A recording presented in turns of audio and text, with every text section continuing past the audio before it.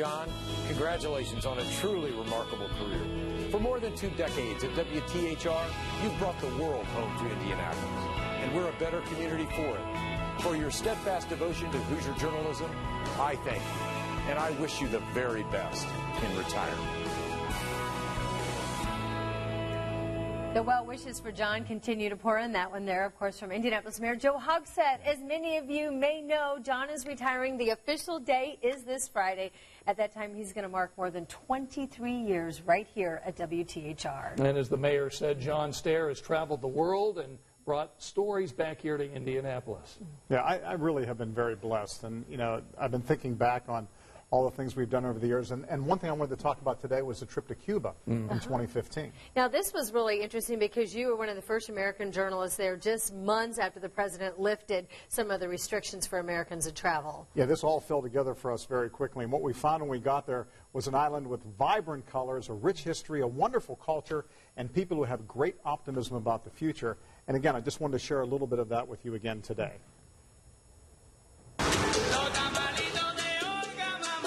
Some things about Cuba we already know. Salsa music is the soundtrack of Havana. It is an architectural paradise. And the cars, oh, the cars.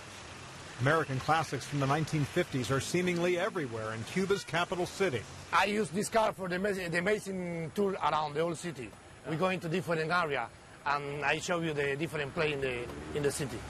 That includes parts of the city built before the U.S. won independence from Great Britain. Now, officially, American tourists haven't been allowed to be here for 50 years. But Ernest Hemingway never left. In fact, he's right here at the corner of the bar.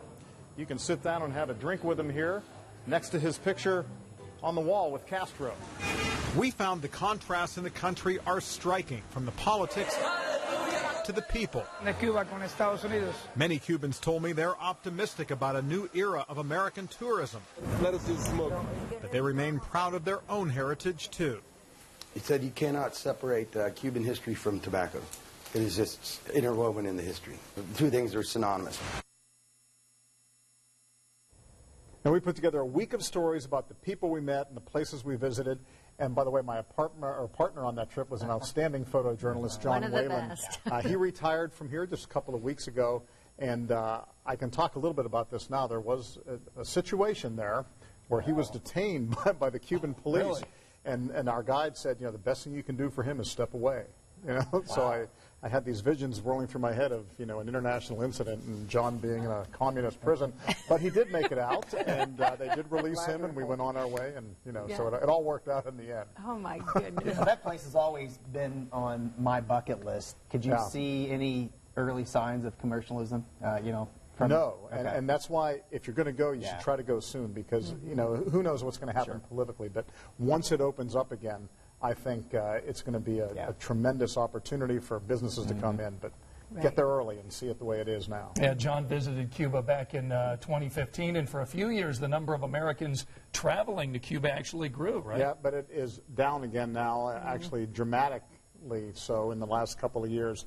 About a year ago, the Trump administration issued the new travel restrictions, so that means Americans must be part of an organized tour group to go now. And then this summer, the State Department issued a warning after a series of mysterious attacks on embassy workers there. So the progress has slowed a bit. But again, you know, who knows, politics change with the wind sometimes, and perhaps very soon it'll open up once again. Right, and you know, John did a series of stories, and if you'd like to watch them, all of these Cuba stories are online. Just head to WTHR.com/John Stair, and also on that page, you'll find this blog that John has been adding to all week, some of his memories, the first initial post yesterday, and then your second one posted today. Yeah, just some different things that I've thought about, some of the people I've met over the years, and today the story is about when I met, you know, who I consider to be my inspiration for my life's work, and that would be Walter Cronkite. I got a chance to meet Walter Cronkite and work with him and be a colleague of his, and it really is you know, to me it meant a lot. And the most trusted man in America. And the most trusted man in America remembered meeting you, right? He had remembered great meeting me. detail about that visit. Okay, you have to watch the story. I admired him as a kid, and I had a chance to meet him in 1980, and last night we found the video of that meeting. Let me show you this here. This is on the tarmac of the airport in Erie. There's Walter, and the camera's going to swing around. Oh, my goodness. Who's that young fellow right there, huh? Look at you. I didn't know that this video existed, but thankfully it does. And I can prove to people that I met Walter. Actually, once when we were both at CBS, he called me and he left me a voicemail message. So on the voicemail it said, "John, this is Walter Cronkite." I thought, okay, I'm going to save this.